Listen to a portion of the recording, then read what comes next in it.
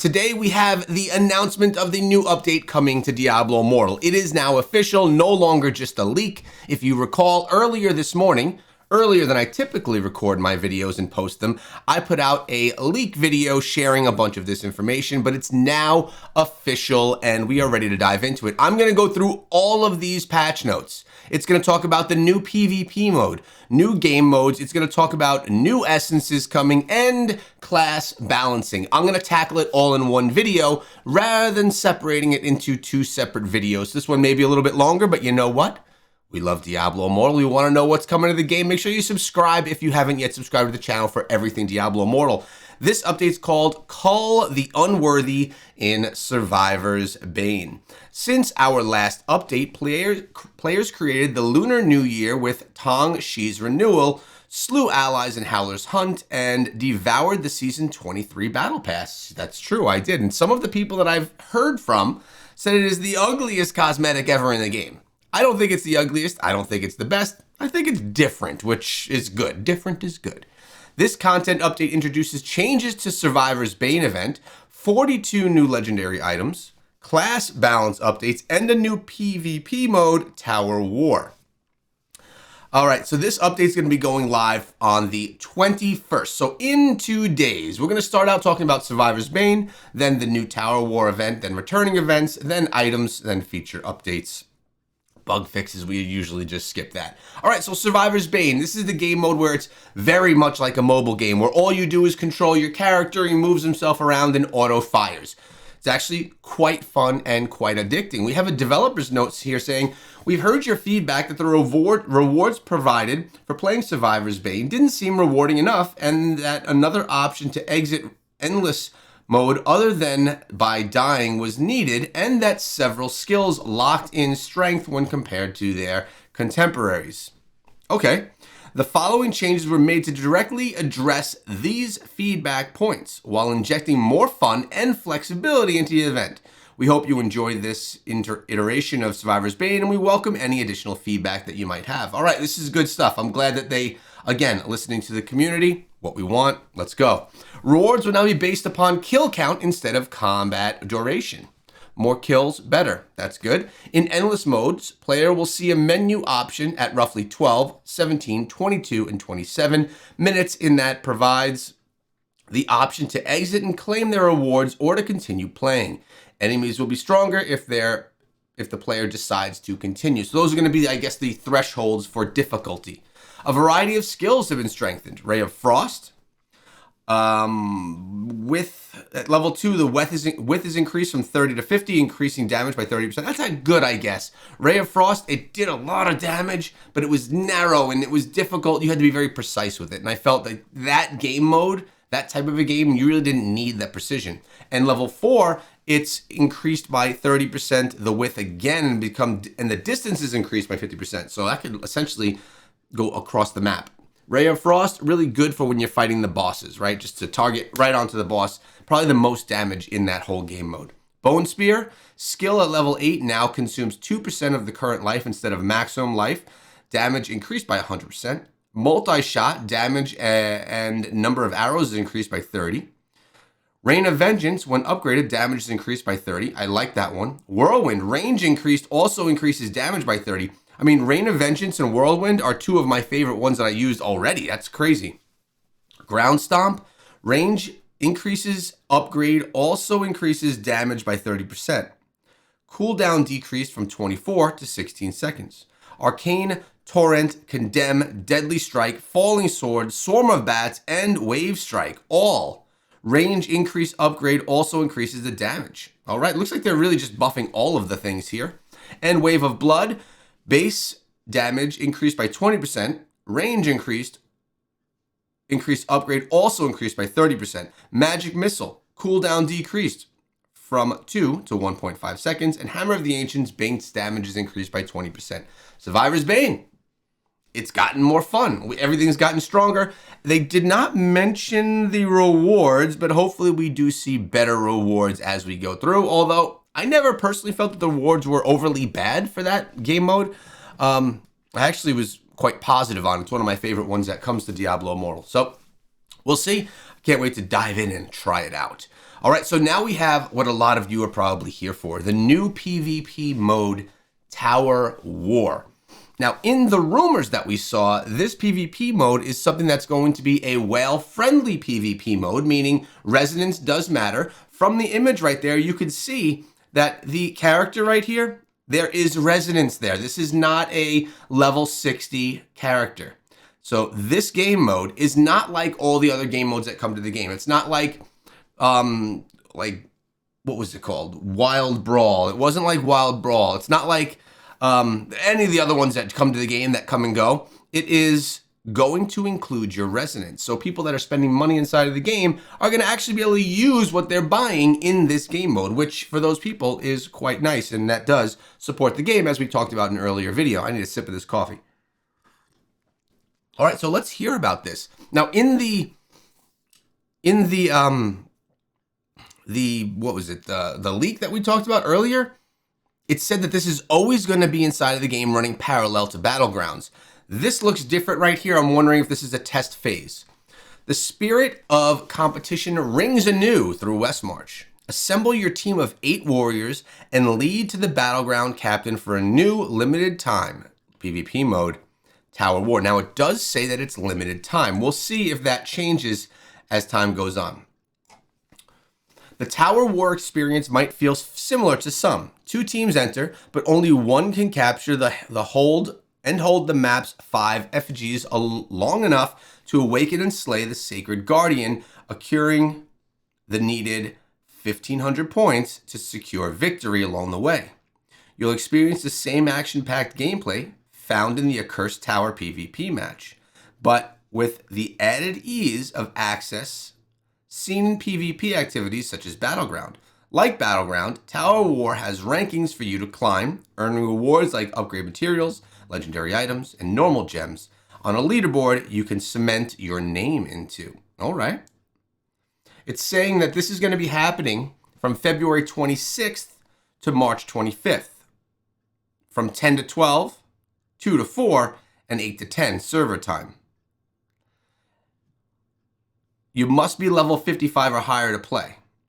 So essentially you need to be nearing Paragon, which, yeah, that makes sense. So as it sits right now, what we're seeing is this game mode is not going to be permanent. Actually, it's going to be temporary, limited time. I bet you this is a test mode to see how it works, if people like it, how it runs, and then maybe, well, definitely cycling back, maybe being permanent, we'll have to see. In addition, coming back to the game, Alley of Blood, another game mode that has been cycling through. Alley of Blood, though, does not take resonance into play. I actually was asked a question in my comments today. Someone didn't know what resonance was, a newer player. For those of you that don't know, resonance is the power you get from your gems. It is a paid power that the more you pay, the more of it you will have, and it is very crucial to your success in Battlegrounds. Battlegrounds really is the only place where you're going to have PvP, where you see that besides pop-up events inside of the game, all these other events like Alley of Blood, they don't take into account resonance. We also have, and by the way, Alley of Blood is coming on the 23rd of February and lasting until March 1st. Fire Before Darkness. This is just going to be another one of those do these events like here, defeat 1 elite monster in Mount Zavane, and you're going to get progress, rewards for doing it, and this could all lead you to getting a legendary piece of gear, 3 rare crests, a telluric pearl, and a legendary crest. For me, I have like 38 telluric pearls right now, so I'm about to get myself another blood-soaked jade or something, which is quite nice. Looking forward to that. It's going to be great. And this is going on, this event. Again, we don't need to go into details of it. It's literally just play the game and do the quests, easy stuff. You do them organically, just as you play. February 24th through March 2nd. We have all clans on deck coming back. Again, you're getting rewarded for doing things as a clan as a whole. Again, very easy if you have an active clan. This is here from March 2nd through the 9th. More rewards to be had. And then the new legendary items and class balancing. I think what I actually want to do here, I want to go to class balancing first, and then we will get into that. Where is the class balancing? Actually, is it all together here? Oh, here it is. Class balance. Class balancing is short. Then we have 42 new legendary pieces of gear to go through. So sit tight. Barbarian skills. Wrath of the Berserker. The cooldown was reduced from 30 seconds to 25. Quite nice, actually, for all you barbarians out there. Whirlwind base damage is increased by 20%. That's a massive buff to the Barb. Barbarian items. Broken Soul, the cooldown is reduced from 30 to 25 seconds. Bitterwind, Eager Maelstrom, and Northwind damage is increased by 20%. The Last Whale, the delay before eruption reduced from 1 to 0.5 seconds. Eruption damage is increased by 30%. And Path Raise damage is increased by 30%. It looks like the Barbarian just got a pretty big buff. Some of the larger pieces of gear and larger skills are getting massive, like Bitterwind, damage increased by 20%. That's crazy. That's what makes you spin extra fast with Whirlwind. Plus the Whirlwind is wait, what did it say about Whirlwind? Whirlwind base damage is increased as well. That's crazy. Good. Barbarians are coming back, baby. Demon Hunter skill. Strafe. Damage is increased by 30%, and you can now fire up to 3 enemies at once. And Demon Hunter items. We have Black Talon. Cooldown reduced from 12 to 9 seconds, and the damage is increased by 140%. Disarray. Damage is increased by 30%. You can now fire up to 2 enemies at once. And Shishkar, damage is increased by 48%. Now let's get into the feature updates here, and then we'll get into all of the other stuff that we were talking about. So some of the feature updates. Jump skills. We've made improvements to prevent jump abilities from being able to exit the map. This includes the abilities such as Demon Hunter's Daring Swing and the Barbarian's Leap. We wanted to improve the readability of where these abilities can be used, also blocking areas of the map that shouldn't be reached. That includes updates to collisions everywhere so that these abilities will work correctly with all skills currently in the game. All right, cool. They don't want us jumping off the map. Defending the Vault. We're updating Raid the Vault event to address 2 areas of improvement. Immortals had to wait too long to participate in the event, and we wanted to encourage PvP elements that push the shadows enough through the entirety of the vault more enticing. Shadows and Immortals will no longer forfeit rewards for losing a match. Instead, the defeated team will receive reduced rewards compared to the winning team. All right, so that's promoting actual fighting in the game. Chests are locked when the Immortals enter a match. The Immortals must be defeated to loot the chests. Players no longer drop anything they're carrying from previous floors. All right. We have changes to the armory too, and familiars for the armory. Previously, using the class change feature would erase all your loadouts from your previous class. Now the armory will save the class loadouts played on your account. I didn't know that I thought it did save them. I would always save, I think it used to save them too. Maybe it didn't work all the time. Okay, well that's important and good.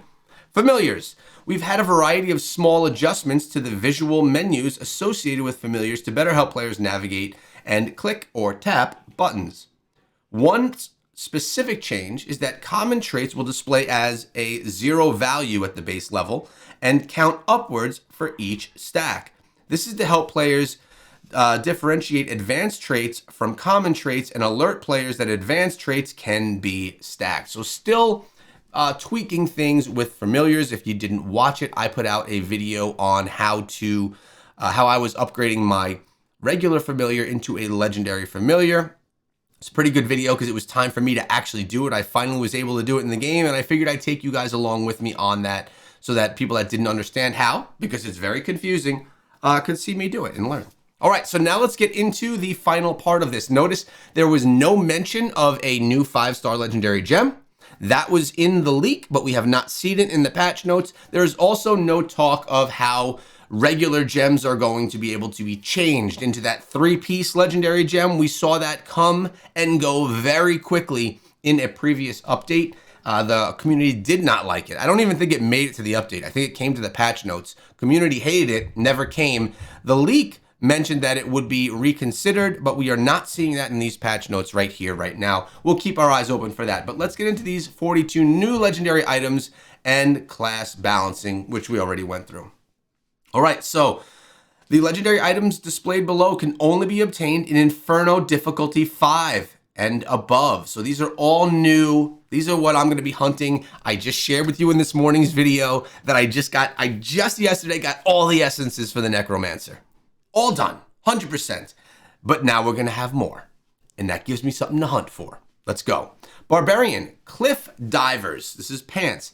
Activating Leap increases your critical hit chance by 10% for 3 seconds. I like it. Fallow Field, main hand. Whirlwind now consumes life instead of energy, allowing you to maintain your whirlwind as long as your blood still flows in your veins. Oh my God. That's crazy. I don't know that I would want to use that, losing life. It's kind of like that one the Crusader has where you get a rat flames around you and it does take your life away but burns other enemies. Cool though. We have Indignant Survivor chess piece. Each time you are attacked, the critical hit chance of Whirlwind is increased by 6% for 2 seconds up to a maximum of 18. Pot Metal Helmet. Demoralize is now Ancestral Protector, granting you an absorbed shield that makes you immune to knockback effects while active. Seems like they're doing some stuff here that's going to help in PvP here for the Barb. Ramshackle Fight, a shoulder piece. During Wrath of the Berserker, each critical hit will reduce its cooldown by 0.3 seconds up to a maximum of 1.8. Roar of the Persuasion, an offhand. Wrath of the Berserker no longer increases attack and movement speed. Instead, it now increases your critical hit damage and gives you life drain. All right, so the Barbarian here, getting a lot of stuff that seems like it could be helpful in PvP. From actually watching and reading the class balances a little bit earlier in this video, it seems that maybe the Barbarian is making a play for Battlegrounds again. We'll see. Blood Knight, Blood Feast Helmet. Mephitic Cloud now damages nearby enemies and drains their life. Look at that. Death Marked Chest Piece. Whirling Strike applies a drain mark to enemies for 5 seconds. When you damage a marked enemy, you recover life equal to 5% of the damage. My favorite thing about the Blood Knight is how it can steal life from the enemies. It's really the best part of the class, and probably the part that I miss the most. Flagellant Spikes Shoulder Piece.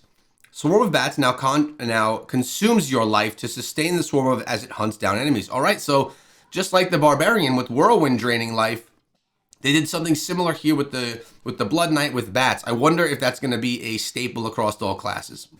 Now we have it on Crusader, Blood Knight, Barbarian. We have Misery Shard, main hand.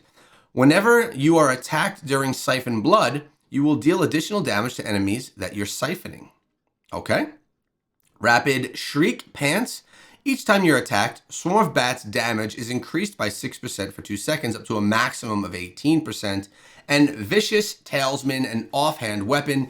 Each time you are attacked, Ravage's attack speed is increased by 35% for 2 seconds. Moving on to many of your favorite class, the Crusader. More and more Crusaders lately. Blood-Strained Faith, a chest piece. Conjuration of Light now calls your 4 bodyguards of light to surround and follow you, slashing enemies with their swords. That's cool. We have Kejistan's Sunrise, a shoulder piece. Whenever Falling Sword deals damage 3 times, it'll call a Shaft of Light, dealing additional damage. Light Strider's Pants. Drawn Quarter no longer grants you a mount and instead now summons 2 horses of light that charge at enemies, damaging them and causing knockback.